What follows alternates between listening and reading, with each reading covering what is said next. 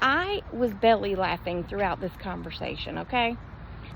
I was just in the kitchen investigating. So for him to hear this explosion.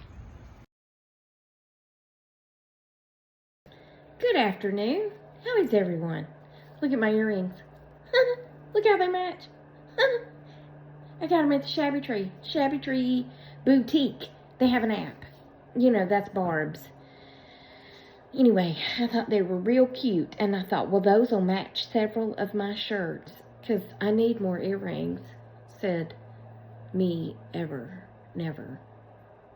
Anywho, two things. One thing is my brother sent me a text yesterday, and it said something like, would you push a sibling down the stairs for $30 million? And I said, well, I was on the phone with my dad when I received the text, so I read it to him. And my dad said, no. And I said, yeah, no. And then we both said, well, I said, you know, if it was like 2 stairs, just 2 stairs, and they could, you know, stumble but not fall, not get hurt, then yeah.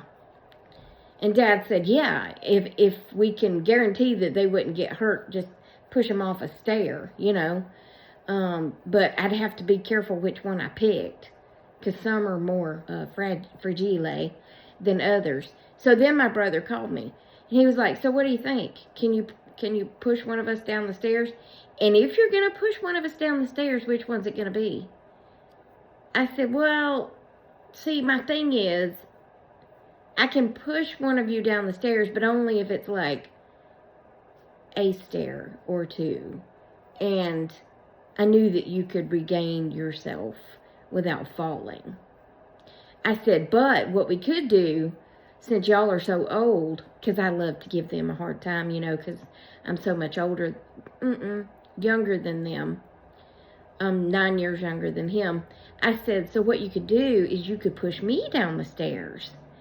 And then we could split the money. And I probably might not break a hip like you would, since you're so old. It's a joke we do, okay? Anyway, would you push your sibling down the steps for $30 million? I mean, if I had to, I'd have to pick Lonnie, because he's in the best condition to regain his composure and probably not fall. Of course, he's the same person who jumped off the bed of a truck a couple of years ago and shattered his ankle, so maybe he's not as sound as I think he is, you know. I think they should just push me down the steps. I'll gladly go through the pain for $30 million. Yeah, let me just do it.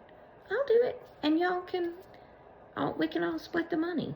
Isn't that the thing? Yeah. Anyway, and then the second thing is, Darlena sent me a message of a video, and he was talking about ADHD and how you go into a movie quote or a song when a word's mentioned. And I was like, well, if that doesn't describe me. So then I thought, was he being legit? I mean, like, is that true? So I Googled it. It says, for people with ADHD, hearing a word or phrase can trigger an immediate association with a song or a movie quote, leading to a strong urge to sing or say it loudly. Say it loud, say it proud. Oh, it says aloud, not loudly. I can't read. This behavior, sometimes referred to as stimming, S-T-I-M-M-I-N-G, can stem, S-T-E-M. That's the English language for you. Is it S-T-I-M or is it S-T-E-M? Because they're both said the same way. Can stem from fast, playful connections in the ADHD brain and can be an enjoyable, automatic expression of communication. The ADHD brain often makes rapid and creative associations between ideas, words, or sounds. Dopamine hit. Engaging in something familiar and enjoyable like singing a favorite song or quoting a movie, can provide a quick and rewarding dopamine release. Who knew that was to be funny? You know, that's not dopamine, it's just dope. I just came up with that. The urge to quote or sing can be strong and automatic, that it's an automatic. The urge to quote or sing can be so strong and automatic that it's difficult to stop, even if interrupted. I think this describes me to a T, doesn't it? I mean, because I can usually break into a song without much prodding. Yeah, prodding. I don't know the right word, but I was like, wow, okay. Examples: a specific phrase or even a background music can trigger an earworm, a catchy tune that gets stuck in the head and is often sung aloud. Movie quotes: someone might automatically recite a line from a movie to respond to a situation, especially if it's the film they've watched many times. Like arugula, it is a vegetable. That's from My Blue Heaven. Sugar water. It's from Men in Black. I don't memorize movies, okay? Okay, yes I do. I mean, some of them. I mean, just lines. I don't have the whole movie memorized, but... Memories from the corner of my mind. Memories. Anyway, I thought that was very interesting, wasn't it? Did y'all know that? I mean, I thought it was funny, but I really didn't think it was true, but here it is on Google. Yeah. Anyway, there you go. Music or movie quotes, that's what I'm here for. I need to watch more movies so I can get some new quotes. Yeah, but anyway, I'm going back to work now, so I'll be back, okay? Okay. Hello. Hello again. Hello. You think it's gonna rain? Raindrops keep falling on me head. So I just called my dad, and I had the funniest conversation with him. I was belly laughing throughout this conversation, okay? So I call my dad, and he says hello, and I say, what are you doing? Like normal, right? And he says, well, I was just in the kitchen investigating. I said, what are you investigating in the kitchen? Well, I was just sitting here and I heard this really loud pop, like an explosion. Do tell. He says, well, I got up and went in there.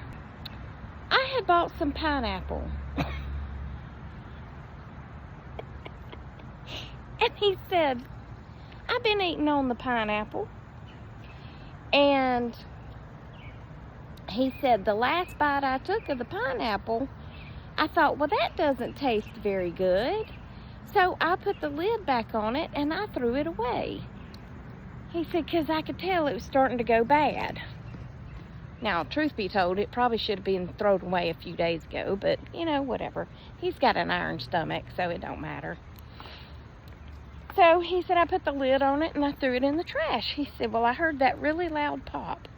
Now, let me tell y'all, it must have been loud, because I have told y'all he can't hear that well. He wears hearing aids most of the time, but he still can't hear with the hearing aids. So, whether he had his hearing aids in or not, I don't know. But I can guarantee you that TV was on and the volume was probably at 72 at least, okay? So for him to hear this explosion in the kitchen, it had to have been loud. He said, I go in there and the lid to the little pineapple container's in the floor. I didn't know this was a possibility. He said, so I guess the pineapple in that little plastic container built up enough gas in it that it just popped the lid off of it. I said, I'm really surprised that this never happened while we were at the jail, but I guess the inmates knew better than to put a lid on it. I guess when you're making your hooch, you gotta, well, they used to make it in the mop bucket or in the toilet. They had one toilet that they would clean and nobody could use it, and they would put all their fruit and sugar packets and all that stuff in there to make up their hooch. So I guess they knew how to do it to where it wouldn't explode, but that pineapple exploded in his trash can. I don't know why I thought it was so funny. And then my brother, he drives an 18-wheeler, and he picks up cardboard that has been bundled and takes it back to this facility. And he said tomorrow he's got to deliver cardboard to the fire department. But he said it's not actually at the fire department, it's somewhere else. And he said, I don't know what they're going to use it for. So we were just talking, and I suggested that they might be lighting it on fire to create smoke or something. And he said, well, maybe they're laying it out and they're going to crawl. He said, you know, they have to crawl around in smoke. I said, I've done that. He was like, huh? Dear brother, you don't know what all I've done in my life. Yes, I wasn't in smoke, but I had to put on the respirator. I had to put the mask on. I had to turn it on, and I had to breathe from the tank, and my mask was completely blacked out. And I had to climb 2 flights of stairs in the jail without being able to see, keeping my breathing calm so that I wouldn't use up all my oxygen.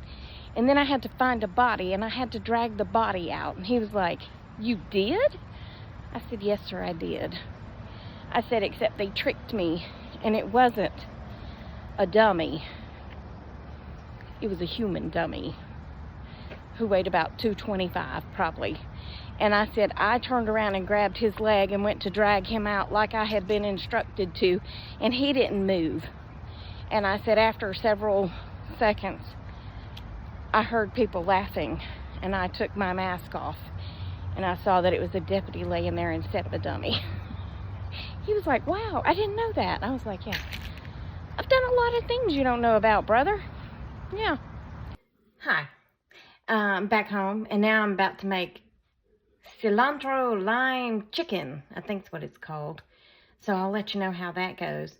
And that's it for this one. Hope you enjoyed it. Remember, I love you. Jesus loves you. We hope he's coming back soon, because people do be crazy.